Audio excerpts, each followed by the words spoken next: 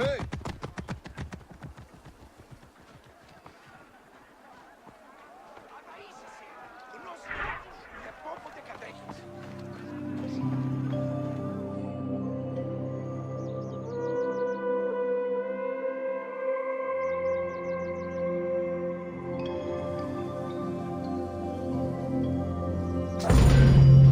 Welcome to the Great Library of Alexandria.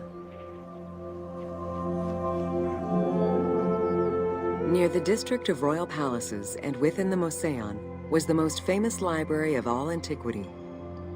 The Library of Alexandria was built to house all of human knowledge.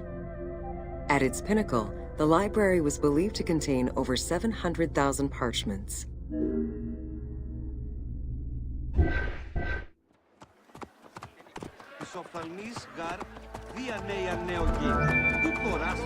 Throughout the centuries, fires and wars between Christianity and paganism destroyed the library, leaving nothing behind. The loss of the building, and more importantly, its vast collection, is immeasurable. As no descriptions are available, the team's rendition of the Library of Alexandria was inspired by the visuals of the Library of Chalcis at Ephesus.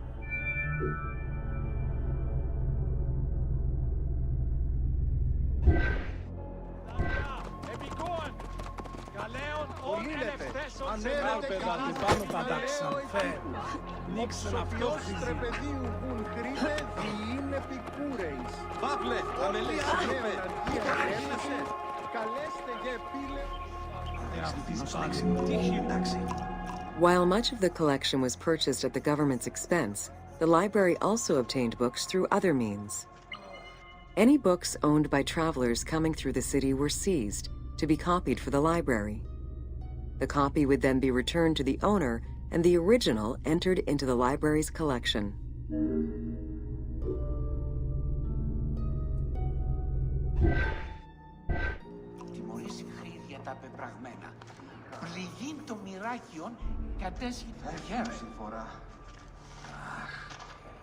Έσχος η κατάσταση στη αυτήν. Ουκ έστειν σωτηρίαν της μωρής. Αχ, πάλι ταύτα είναι οι καθήμερες πάνε. Τραβούχους εώρακας, αυτήν πόσαν ενίκου κοινός, που λέξη με, απείνινε.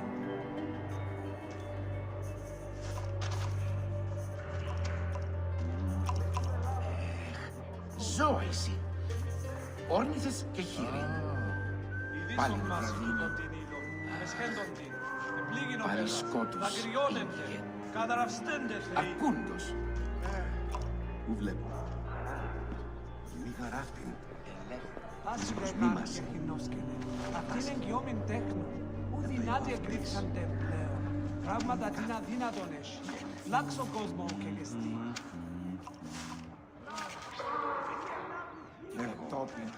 Τα αγαθά αγόρασω παρά το πολιτήριο. Μετά πολύ μου χθήνε οι όστες και κόροι αυτού πάση διασκεδάνησαν εν το ανέμο δια της εκλήτης βίης.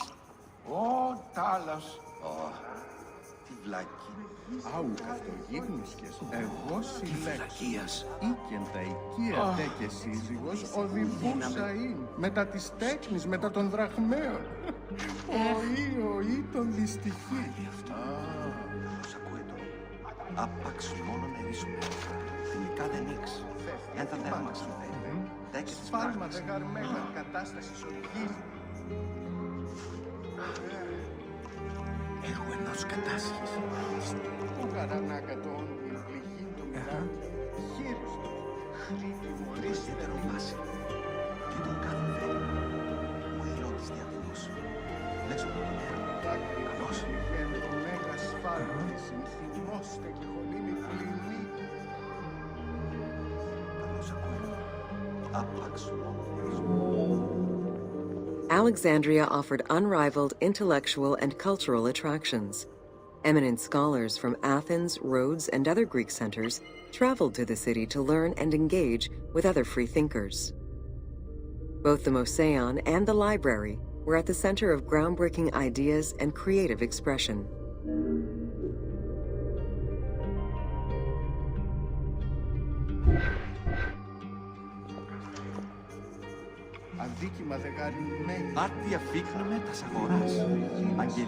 The great minds of antiquity were usually well versed in many disciplines, which were often associated to specific schools of thought.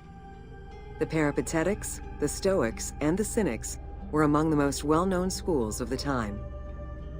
It is clear that Alexandria lived up to its fundamental role as a city for intellectuals, nurturing many great minds whose impact reverberates through our modern world.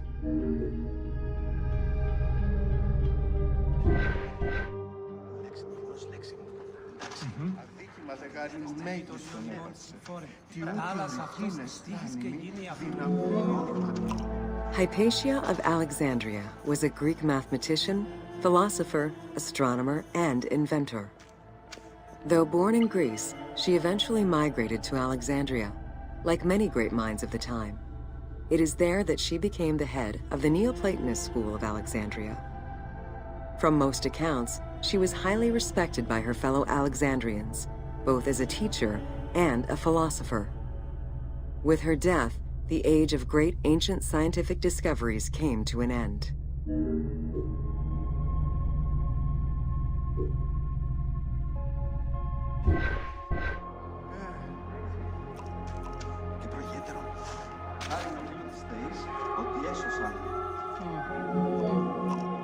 Callimachus was born in Cyrene and educated in Athens.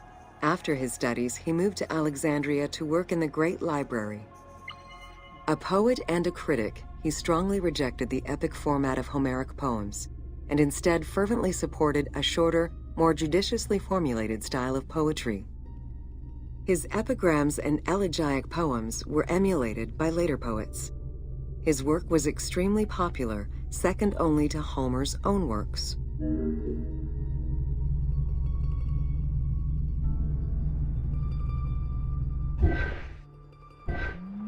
Άγιε, κόρη, Θεού Αθηνά, χαρίσιν σε σοφίαν, δε και σύνεση.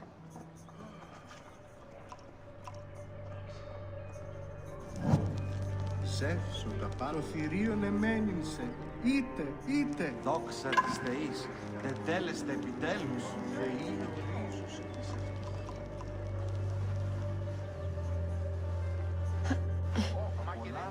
Τα μαγειρευόμενα όσπρια σκληρά εσύ. It was in Alexandria that mathematician Euclid, the father of geometry, wrote the Elements, laying out the foundational work of what would become modern algebra and number theory. Euclidean geometry would become one of the most influential systems in the evolution of mathematics.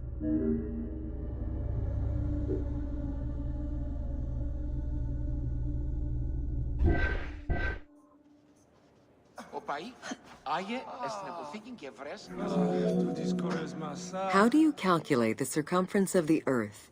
With a camel, 2 sticks, and shadows cast by the sun. This is what Eratosthenes of Cyrene described in his principal work, Geography, while he was director of the Great Library of Alexandria. He is credited for the invention of the armillary sphere around 250 BCE.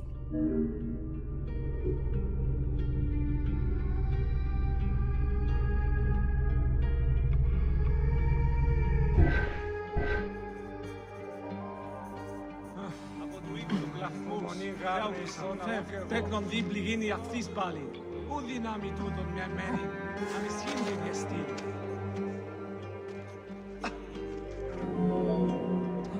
The earliest known and most complete armillary sphere of antiquity was the Meteoroscopion of Alexandria, with an imposing 9 rings compared to the 3 or 4 of most other astrolabes. Known as the zodiac krikatoi amongst the Greeks, the Meteoroscopion was used to determine the location of celestial bodies around the Earth. Every self-respecting astronomer of antiquity would have sought to use this tool to better understand the celestial movements.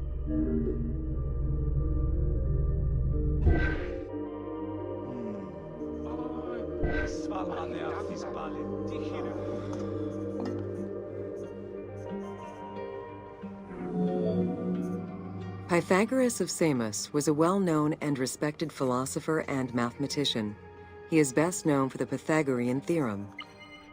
However, there is proof that the theorem existed in Babylonia and India long before Pythagoras was born, casting some doubts as to who exactly originated the theorem.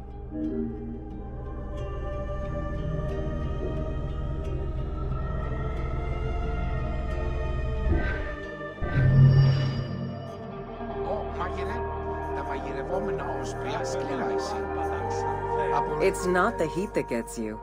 Well, it might, if the miles and miles of endless barren desert without water don't first.